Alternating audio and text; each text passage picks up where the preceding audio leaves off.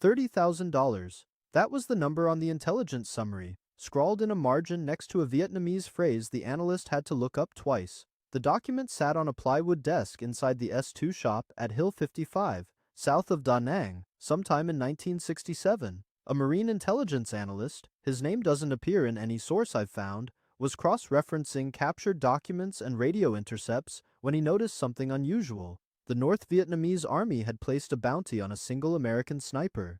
They called him Long Trang, White Feather.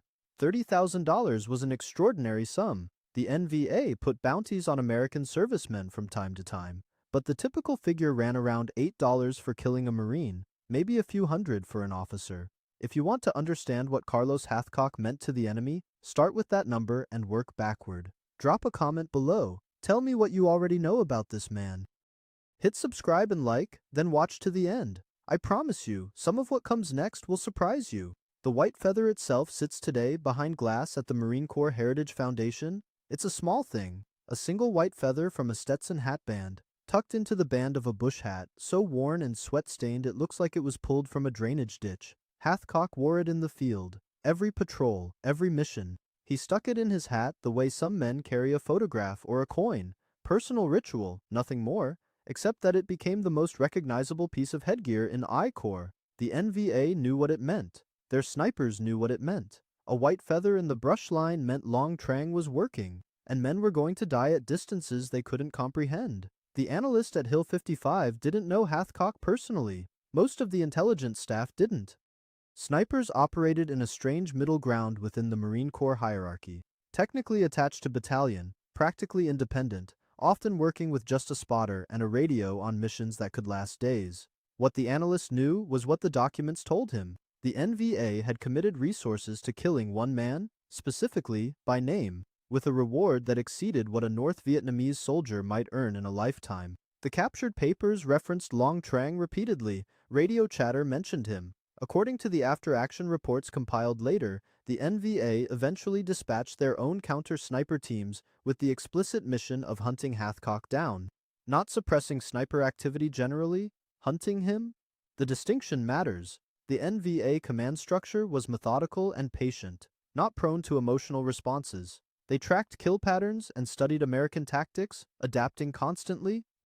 For them to single out one Marine by his field signature and allocate dedicated assets to eliminate him, that tells you something the confirmed kill count alone doesn't capture. Hathcock was disruptive at a level that forced operational changes in how the enemy moved through his sector. The bush hat with its feather sits in that display case looking like nothing much. Faded green fabric, a brim curled from humidity and use, the feather itself yellowed with age. Visitors walk past exhibits of Iwo Jima and Belleau Wood, past Chosin and Khe Sanh, and then they reach this small case with a hat that belonged to a skinny kid from Arkansas who grew up shooting squirrels for the family table. Carlos Norman Hathcock II, born in 1942 in Little Rock. Raised poor in a way that doesn't translate well to modern understanding. Not struggling to pay bills poor, but shooting dinner poor. His grandmother's land outside Geyer Springs had timber and not much else. He started shooting before he could read with any fluency, and by the time he joined the Marine Corps at 17, he could do things with a rifle that his drill instructors found difficult to believe. He won the Wimbledon Cup at Camp Perry in 1965. Which is the most prestigious long-range rifle competition in the United States military. 1,000 yards, iron sights. He won it before he ever set foot in Vietnam. The NVA didn't know any of that when they posted the bounty. They just knew something was wrong in their area of operations. Patrols were losing officers at impossible ranges. Supply movements were being disrupted by a ghost. They called him White Feather, and they wanted him dead. I started shooting before I started reading, Hathcock told an interviewer years later, and the timeline bears him out. He was handling his grandmother's shotgun by age 7, running the woods around Geyer Springs with a single-shot 22x9. Reading came slower. School was a place he endured between dawns spent in the timber, waiting for squirrels to move along the hickory branches overhead. His grandmother Ma needed the meat. That wasn't a figure of speech. The family ate what Carlos brought home, and when he missed, the evening meal got thinner. The woods outside Little Rock in the late 1940s and early 1950s were thick second-growth hardwood, the kind of terrain where a squirrel at 60 yards is a difficult shot through canopy gaps and shifting light.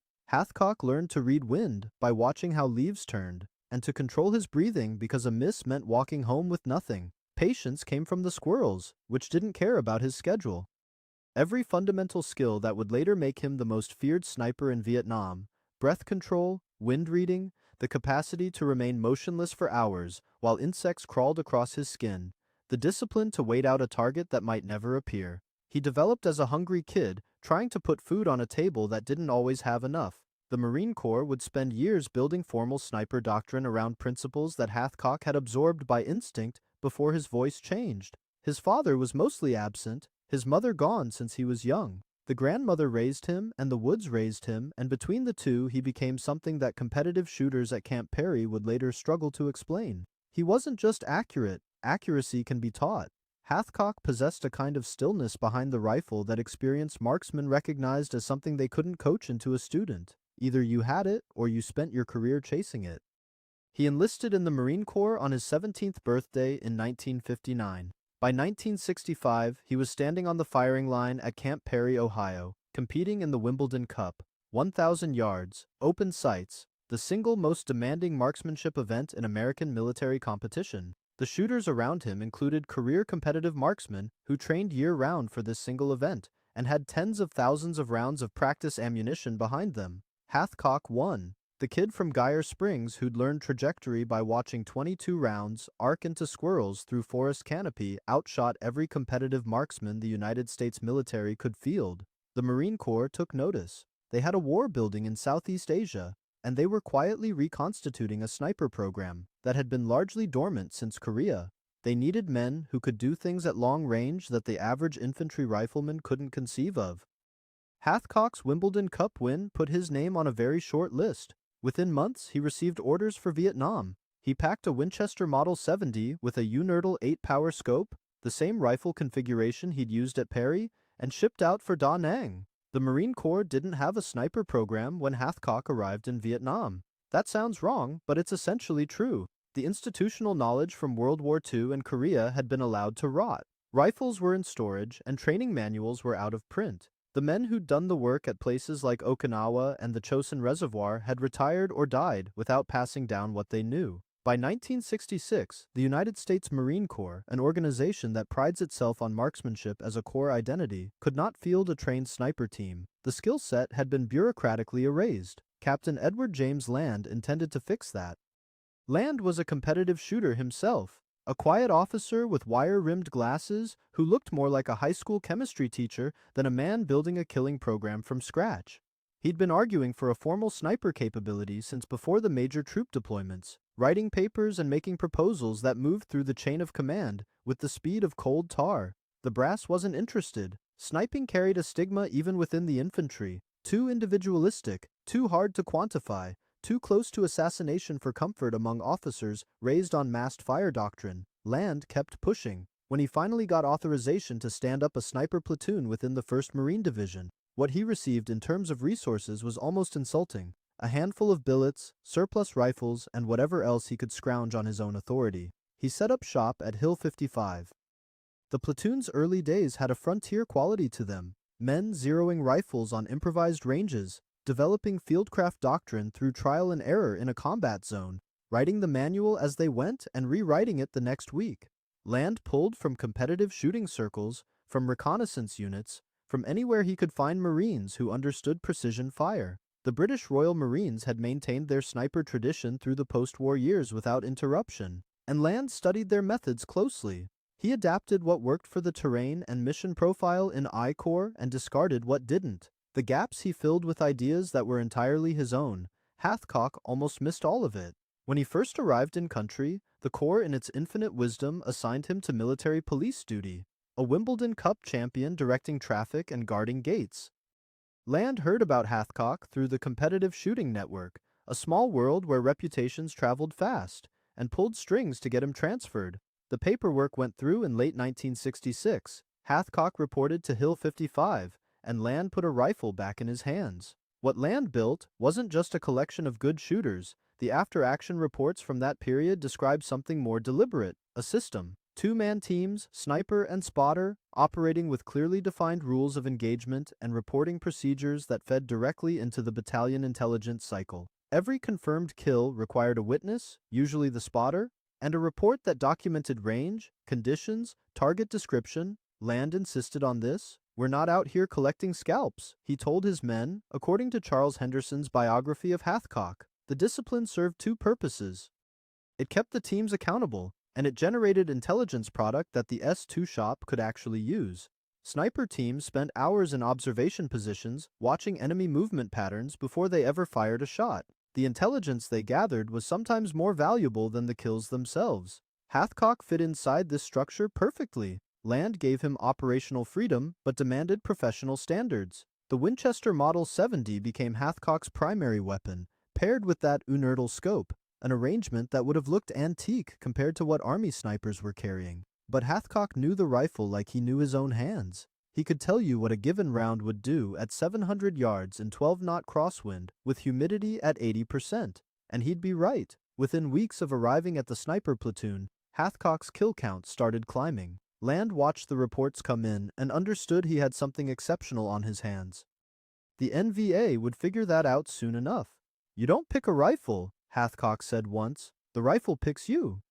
The Winchester Model 70 he carried through 2 tours in Vietnam was a pre-war design, a bolt-action rifle chambered in .30-06 Springfield that weighed about 8.5 pounds before you mounted glass on it. The action was smooth in a way that later production models never matched. Winchester had changed their manufacturing process in 1964 to cut costs, and shooters still talk about pre-64 Model 70s the way car enthusiasts talk about muscle cars before emission standards gutted the horsepower. Hathcock's rifle was pre-64. The bolt cycled like it was running on oil even when it wasn't. The trigger broke clean at around 3 pounds. In an era when the Army was issuing semi-automatic sniper platforms, Hathcock chose to go to war with a bolt gun that his grandfather would have recognized.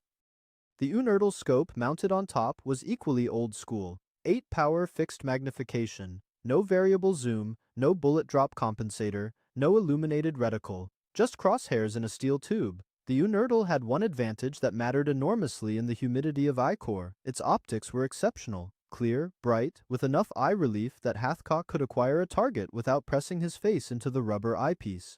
In the wet heat south of Da Nang, where cheaper scopes fogged internally within hours, the Unertl stayed sharp. The scope had a known peculiarity. It shifted 0 under recoil and had to be reseated by slapping the tube forward after each shot. Hathcock did this automatically, a flick of the palm between rounds that became muscle memory. Watch what that means in practice. Every shot required a manual reset of the optic before the next round could be aimed. In a firefight, with a bolt-action rifle against an enemy that was already hunting you specifically, the mechanical limitations of that weapon system demanded a kind of cold discipline that most men simply don't possess. The .30-06 cartridge needs a moment of technical explanation. A 150-grain bullet leaving the muzzle at roughly 2,800 feet per second, carrying enough energy at 500 yards to punch through light cover and still kill reliably. At the ranges Hathcock typically engaged, 300 to 700 yards, occasionally farther, the round dropped significantly, requiring precise range estimation and scope adjustment for every shot. No laser rangefinders existed.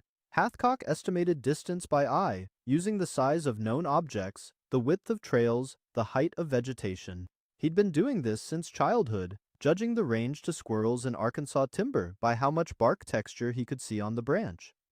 The skill transferred. The confirmation system was where the numbers got complicated. Land's platoon operated under rules that were deliberately restrictive. A confirmed kill required the spotter to witness the shot and verify the target went down. Then a third party, typically an officer or senior NCO not attached to the sniper team, had to independently verify. In practical terms, this meant that a sniper team operating deep in hostile territory, hundreds of yards from friendly lines, often couldn't get confirmation even when both the sniper and spotter watched a man fall. If no officer was present or available, the kill went unconfirmed. If the target dropped behind cover after being hit and couldn't be visually verified as dead, unconfirmed.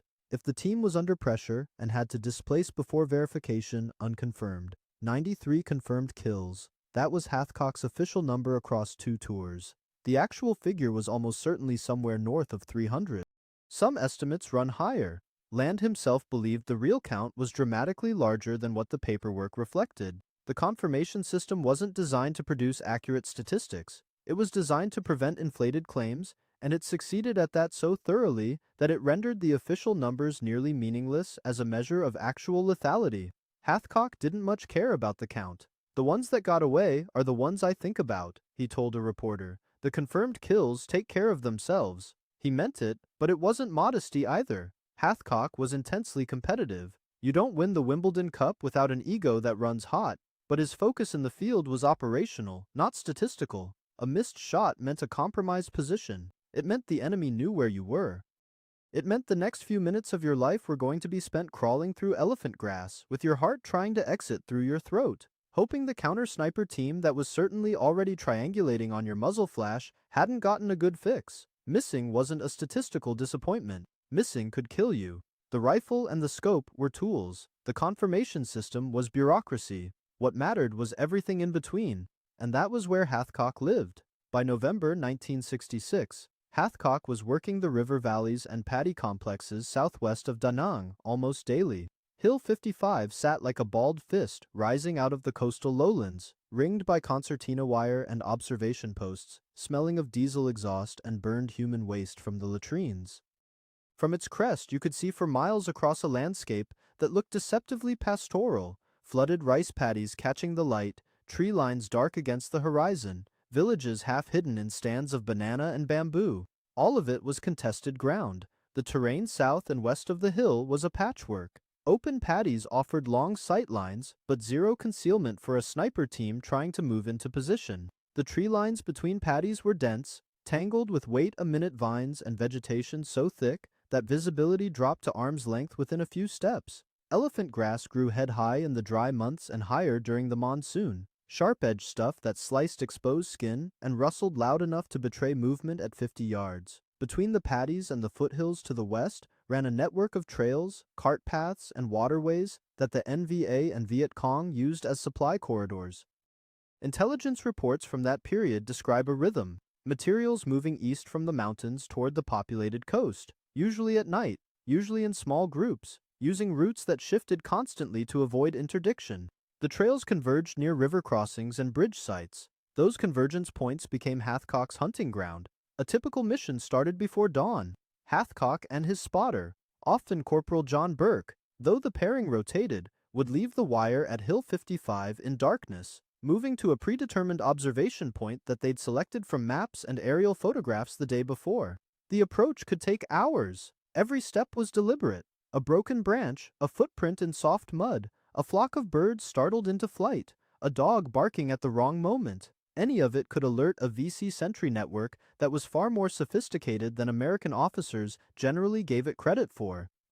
The Viet Cong used children as spotters and old women as couriers, while farmers who weren't farmers served as early warning systems across entire districts. The entire civilian landscape was potentially hostile, and Hathcock knew it. He moved through it like a man walking across a floor he suspected was mined, because functionally it was. Once in position, the waiting began. This is where most people's understanding of sniping falls apart. You think of the shot. The shot takes a fraction of a second. The waiting takes everything else. Hathcock would lie prone in vegetation for 8, 10, sometimes 12 hours, without moving more than his eyes and his trigger finger. The temperature in I-Corps during the dry season regularly exceeded 110 degrees in direct sun, and even in shade the humidity turned the air into something you wore rather than breathed. Insects found every gap in clothing. Fire ants, mosquitoes carrying malaria. Centipedes the length of a man's hand that delivered bites painful enough to make a Marine scream, and then the leeches, which you wouldn't feel until you saw the blood, except you couldn't scream, couldn't flinch, couldn't slap, because the tree line 200 yards to your east might contain a counter-sniper team that was doing exactly what you were doing, looking for movement, any movement. The NVA understood what American snipers were doing to their logistics. According to captured documents from early 1967, local force commanders had begun routing supply parties away from known sniper zones, adding hours to transit times and forcing porters onto less efficient trails. A single two-man team, lying in the grass with a bolt-action rifle, was reshaping enemy movement across an entire tactical area. The S-2 intelligence summaries from 1st Marine Division noted the shift. Sniper operations were producing effects disproportionate to the resources invested, a conclusion that would have pleased Captain Land enormously, since he'd been making exactly that argument to skeptical staff officers for over a year. Hathcock's white feather stayed tucked in his bush hat through all of it. He refused to remove it. Other snipers in the platoon thought he was crazy, and they weren't entirely wrong. The feather was a signature, a piece of vanity in a profession where anonymity meant survival. But Hathcock saw it differently. The feather was a dare. It said, "I'm here, and you can't touch me." The NVA were already working on their answer to that dare. They just hadn't found the right man yet. The bounty was unprecedented. The NVA had placed prices on American snipers before. $8 was standard for a run-of-the-mill Marine, and even a particularly effective one might draw a few hundred. Exceptional targets occasionally warranted $2,000.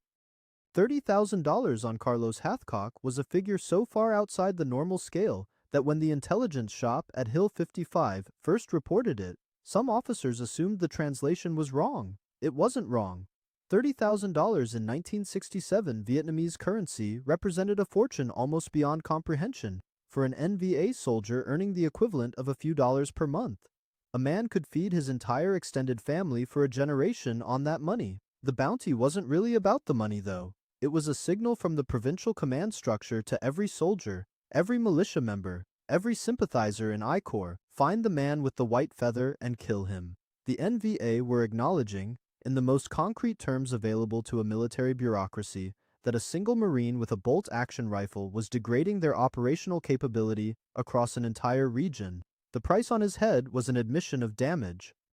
Hathcock learned about the bounty and reportedly laughed. Then he went back outside the wire the next morning. The men around him reacted differently. The sniper platoon understood something that Hathcock either didn't grasp or chose to ignore: that the feather made him identifiable at distances where a face wouldn't be. An NVA spotter with binoculars scanning a distant tree line couldn't pick out individual features, but a white feather tucked into a bush hat caught light like a small flag. The platoon told him to ditch it. Land suggested he reconsider. Hathcock refused, so the platoon adapted. One by one, Marines at Hill 55 started tucking white feathers into their own bush hats. The gesture spread beyond the sniper platoon to infantry Marines, radio operators, corpsmen. Within weeks, dozens of men on the hill were wearing white feathers.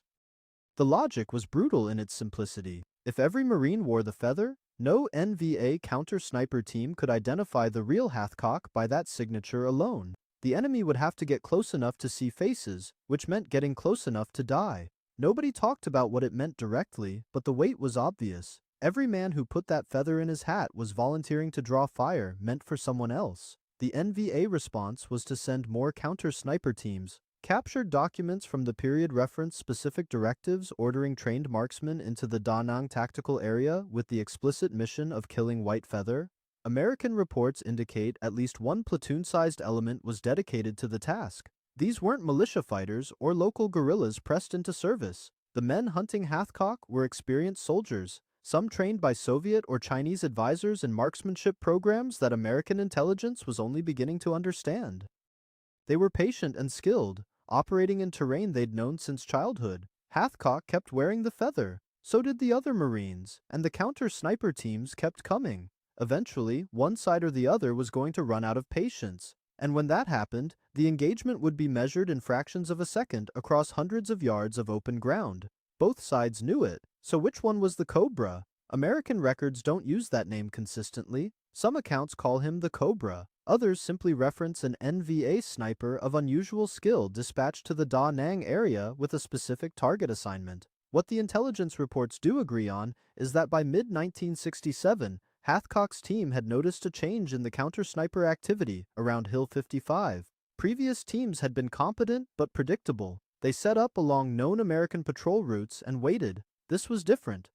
Someone was actively tracking Hathcock's patterns, studying where he entered and exited the wire. The new hunter was reading which terrain features he favored, reading Hathcock the way Hathcock read the landscape. For several days, Hathcock and his spotter Burke worked the valleys knowing they were being watched. The sensation is difficult to convey to anyone who hasn't experienced it. A prickling awareness that somewhere in the green tangle ahead, a man with a rifle and a scope was doing exactly what you were doing, with exactly the same patience. One of you was going to make a mistake first.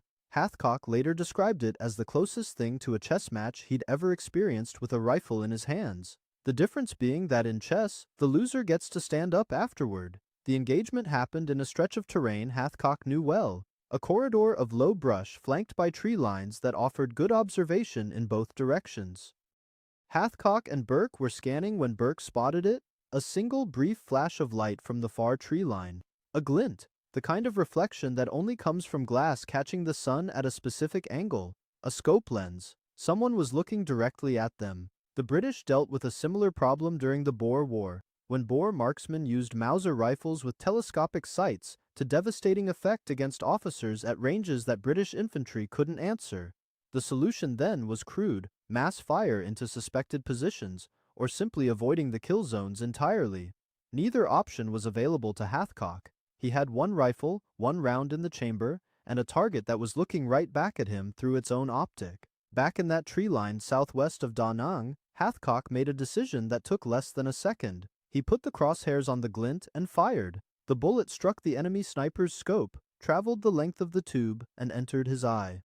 The man died where he lay. When Hathcock and Burke reached the body, carefully, methodically, expecting a trap that never materialized, they found an NVA soldier with a quality rifle and a scope that now had a bullet hole punched clean through it from front lens to rear ocular. The round had threaded the entire length of the optical tube. The physics of this shot have been debated for decades. Can a bullet actually penetrate a rifle scope from front to back? The answer is yes, but with caveats. A scope tube is thin-walled steel or aluminum. The internal lenses would fragment on impact, but wouldn't stop a .30-06 round carrying that much energy.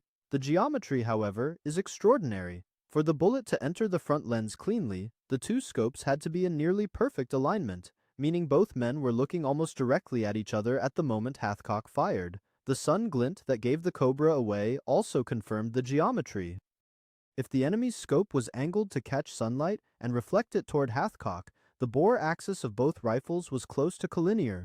The flash of light that betrayed the Cobra's position was also proof that the shot was physically possible. What it means is simpler and worse than the physics. The Cobra saw Hathcock at the same moment Hathcock saw him. They recognized each other, and both had a round chambered. Hathcock fired a fraction of a second faster. And that fraction was the entire difference between the man who walked back to Hill 55 that evening and the man who didn't. The burlap strips hung from his shoulders in ragged curtains, caked with mud and threaded with local vegetation he'd woven in by hand. Elephant grass, rice stalks, leaves already browning and curling at the edges. By the second day, the suit smelled like the earth itself, which was the point. Hathcock had sewn the ghillie together from a salvaged marine utility uniform, layering burlap and jute over every surface until the human silhouette underneath disappeared into a shapeless mound of rotting vegetation. Lying still, he looked like a patch of ground. Moving, he looked like a patch of ground that was slowly, impossibly shifting position at a rate of inches per hour. The mission came down from higher command with unusual specificity. An NVA general was operating from a base camp deep in the river valley southwest of Hill 55, coordinating logistics and troop movements across the region. Intelligence had pinpointed the camp's location through a combination of aerial reconnaissance and reports from indigenous sources. The order was to kill him. Hathcock would go alone, no spotter. That detail matters. Every previous mission had paired him with another Marine, someone to watch his flanks, share observation duties, help with security during movement. This time, the calculus was different. Two men moving through 1,500 yards of open ground patrolled by NVA sentries doubled the chance of detection. One man, moving slowly enough, might pass beneath the threshold of human perception entirely. Hathcock accepted the logic. He packed water, minimal rations, his Winchester, and the ghillie suit. He left the wire at dusk, 1,500 yards, less than a mile. A healthy person walks that distance in 15 minutes on flat ground. Hathcock covered it in roughly 4 days and 3 nights. The terrain between his insertion point and the firing position he'd selected from photographs was a nightmare of open fields, broken by low scrub, with NVA patrols crossing at irregular intervals. He couldn't move when they were close. He couldn't move fast when they weren't. Every shift of weight had to be controlled. elbows pulling the body forward a few inches, toes digging in for purchase, the rifle cradled across his forearms so the barrel never rose above the grass line. The ghillie suit dragged through mud and standing water. Insects colonized it. Ants crawled across his hands, his neck, into his ears. A bamboo viper passed within arm's reach during the second night. He watched it slide through the grass and kept breathing. The patience required is almost impossible to contextualize.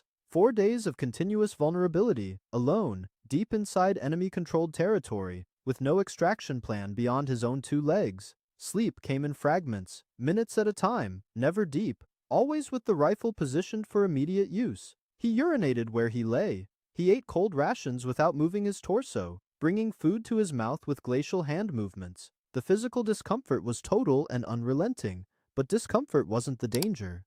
The danger was mental. 4 days of motionless isolation, with the knowledge that a single cough or involuntary muscle spasm, a single lapse in attention meant death, not the quick death of a firefight, but the slow, methodical death of an enemy who would take their time with a captured American sniper found crawling through their base perimeter in a camouflage suit. By the morning of the 4th day, Hathcock had reached his firing position. He was approximately 700 yards from the camp. Through the inertal scope, he could see the layout clearly. Hooches, supply stacks, figures moving between structures. He waited. The general appeared in the late morning, stepping out of a command hooch surrounded by staff officers. Hathcock identified him by his bearing and uniform. 1 round, the bullet struck the general in the chest. The man dropped. The camp erupted. Hathcock was already moving. Not running. You don't run from a position 700 yards deep in enemy territory with an entire base camp now on full alert. He pulled back the way he'd come, using the same agonizing low crawl, the same inches per minute discipline, while behind him, the NVA fanned out searching for the shooter. Patrols swept the tree lines and checked the high ground. Search teams looked for a sniper team, for a hide position, for brass casings and boot prints and all the signatures that a conventional shooter leaves behind. They found nothing, because there was nothing to find. Hathcock had policed his brass. His ghillie suit was the ground. He moved through their search pattern like water through gravel. He reached friendly lines, exhausted, dehydrated, covered in insect bites and abrasions from 4 days of crawling through mud and brush. The debrief was short. The mission was confirmed. 1 shot, 1 kill, no contact, no casualties. The kind of operation that sounds clinical on paper and costs a man something that doesn't show up in after-action reports. It wasn't a sniper rifle, it was a machine gun with ideas above its station. That line gets attributed to different people depending on the source. The weapon in question was a Browning M2, the 50 caliber heavy machine gun that had been killing people and breaking things since 1933. It weighed 84 pounds without the tripod. It fired around the size of a man's finger at a muzzle velocity of roughly 2,900 feet per second. It was designed to chew through engine blocks, perforate light armor, knock down aircraft, and shred supply trucks at 1,000 yards. Nobody had ever accused it of precision. Hathcock looked at it and saw a sniper rifle. The problem was the optic. A machine gun has iron sights calibrated for area suppression, not point targeting. To turn the M2 into something capable of hitting a single human being at extreme range, you needed a scope, and the M2 had no provision for mounting one. The Seabees at Hill 55 fabricated a bracket, a crude metal fixture that bolted a inertal scope to the receiver of the Browning. The machining was rough, the mount flexed slightly under recoil. It looked like something built in a garage, because it essentially was. Hathcock bore-sighted the assembly himself, walking rounds onto targets at increasing distances until he understood the ballistic arc of the 50 caliber round at ranges where the bullet was traveling for multiple seconds. At 2,500 yards, the math gets surreal. The round drops hundreds of inches. Wind drift across that distance can push the bullet laterally by the length of a car. The shooter isn't aiming at the target, he's aiming at a point in empty sky where the target will intersect the bullet's parabolic descent roughly 4 seconds after the trigger breaks. The smell of the propellant was different from the Winchesters, heavier, more acrid, a chemical sharpness that hung in the humid air long after the shot. The target was an NVA supply carrier moving along a trail at approximately 2,500 yards. Hathcock settled behind the M2, worked the elevation, read the wind off the grass patterns between his position and the distant figure, and fired a single round. 4 seconds of flight time. The round connected. 2,500 yards, roughly 1.4 miles, the longest confirmed sniper kill in the history of modern warfare at that time. The record would stand for 35 years, until a Canadian sniper in Afghanistan broke it in 2002 using a Macmillan TAC-50, a purpose-built anti-materiel rifle with match-grade ammunition and a ballistic computer. Hathcock did it with a crew-served weapon, a CB-fabricated bracket, and a scope designed for a bolt-action rifle. Look at what that means. The Marine Corps spent years developing doctrine, equipment, training pipelines for precision long-range shooting. Hathcock skipped past all of it with a piece of fabricated metal and an intuitive understanding of external ballistics that he couldn't have explained mathematically if you'd asked him. He didn't calculate the shot. He felt the geometry of it, the wind, the drop, the lag, the 4-second delay between cause and effect, the way a pitcher feels a curveball leaving his fingers. The difference being that this curveball killed a man 1.4 miles away. Route 535 ran through the Quezon Valley like a scar, red laterite dust over packed earth, flanked by paddy dikes and tree lines that could hide a battalion. By September of 1969, the road had already killed enough Americans that convoy commanders treated every meter of it as a potential detonation point. The ruts were deep enough to channel rainwater into brown streams that pooled in the low spots and obscured whatever had been buried underneath. The air tasted like dust and diesel.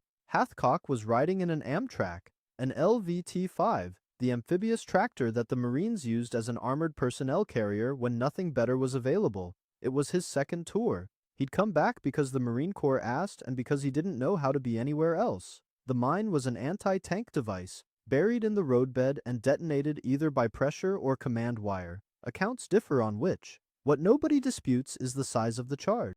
When it went off beneath the Amtrak on September 16th, the blast tore through the hull floor and turned the interior into a box of fire. The fuel cells ruptured, hydraulic fluid atomized and ignited. The aluminum armor, which was supposed to protect the men inside, became a furnace wall that reflected heat inward, while the hatches jammed from the blast deformation. Marines inside were burning. Hathcock was thrown by the detonation. His utilities were already on fire when he got to his feet. The skin on his arms and hands was blistering, peeling back in sheets where the flames had made direct contact. He could feel it and he could smell it, his own flesh cooking. A smell he would describe years later with a flatness that made interviewers go quiet. He was on fire, and he knew he was on fire, and he did not stop moving. He went back into the Amtrak.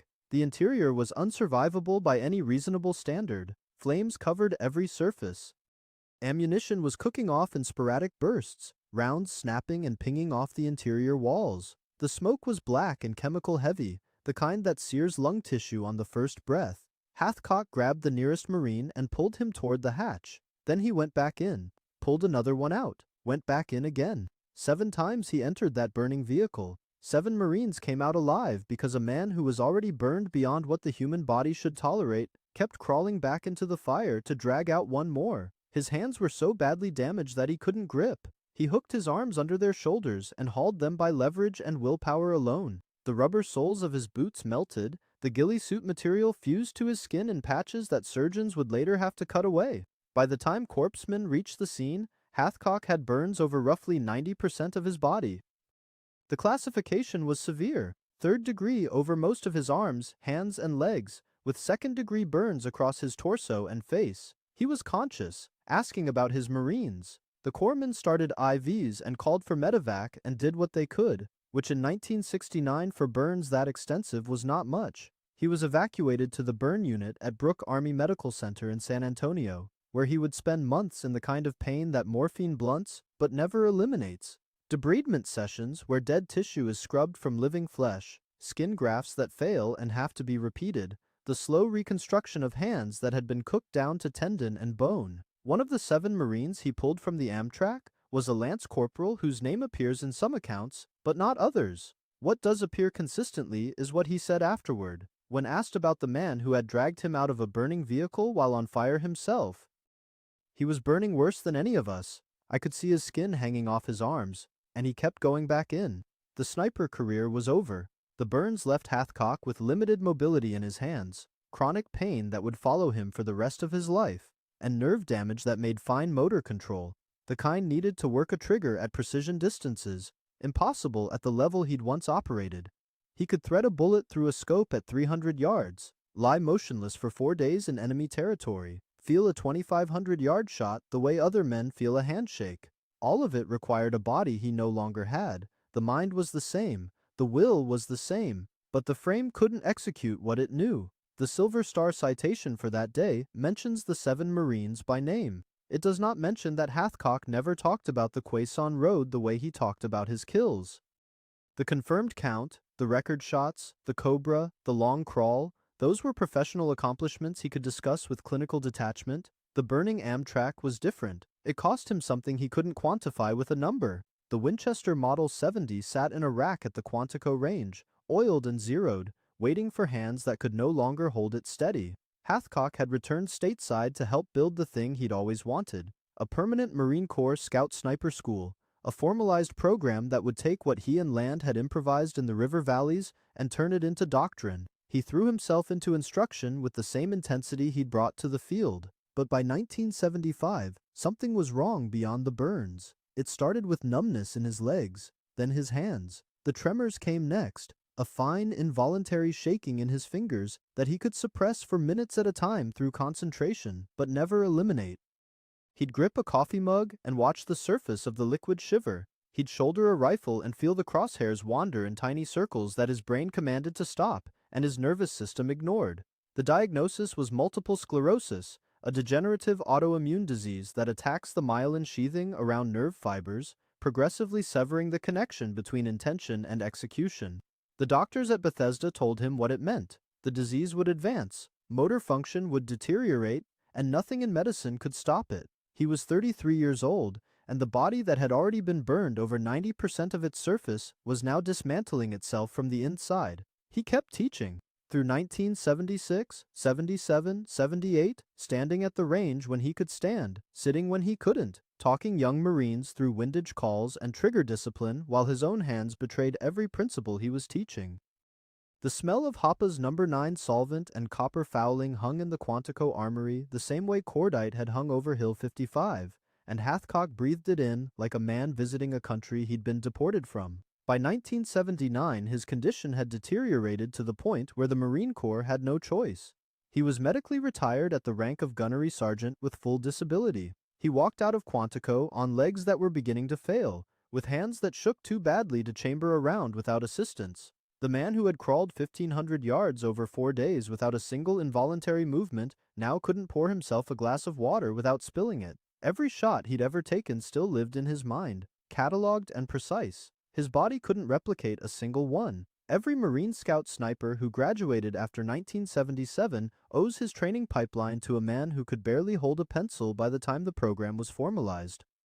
Hathcock didn't just contribute to the curriculum at Quantico, he was the curriculum. The fieldcraft, the stalking exercises, the emphasis on patience over marksmanship, the psychological screening that weeded out men who wanted to kill from men who could kill professionally and come home intact. All of it flowed from what he and Land had built in the dirt outside Da Nang, and then codified into a program that the Marine Corps would never again be allowed to disband when a war ended. The Scout Sniper School became permanent in 1977. It has operated continuously since. After medical retirement, Hathcock settled in Virginia Beach. The MS progressed the way the doctors said it would, wheelchair by the mid-80s, increasing difficulty with speech, the slow erosion of autonomy that is the disease's particular cruelty. He gave interviews when his health allowed.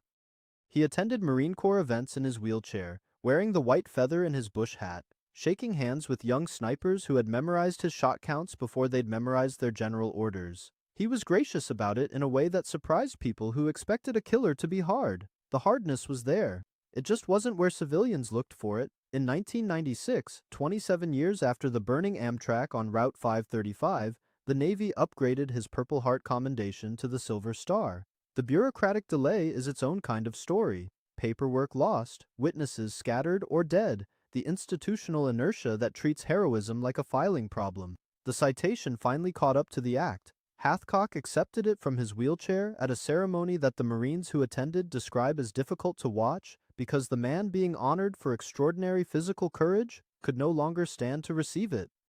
He died on February 22, 1999. He was 56. The MS had taken everything the burns hadn't. His body was donated to science, which was his decision and characteristic of how he thought about utility. If the frame was finished as a weapon, it could still serve as data. The industry noticed. Springfield Armory released the M25 White Feather Edition, a semi-automatic rifle in 7.62 NATO with Hathcock's signature laser-etched on the receiver. It sold out immediately and has been reissued in limited runs since. Whether Hathcock would have appreciated having his name on a commercial product is an open question. He never chased money. The $30,000 bounty the NVA placed on him was worth more than anything he ever earned from the Marine Corps.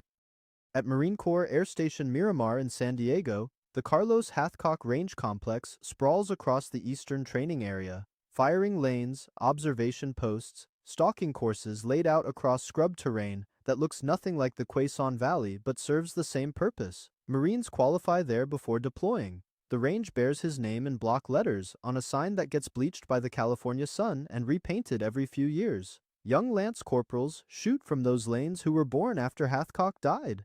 The name they all know, the White Feather, the Cobra Kill, the 4-day crawl. Their sergeants make sure of that. The real contribution was never the shot count. 93 confirmed kills.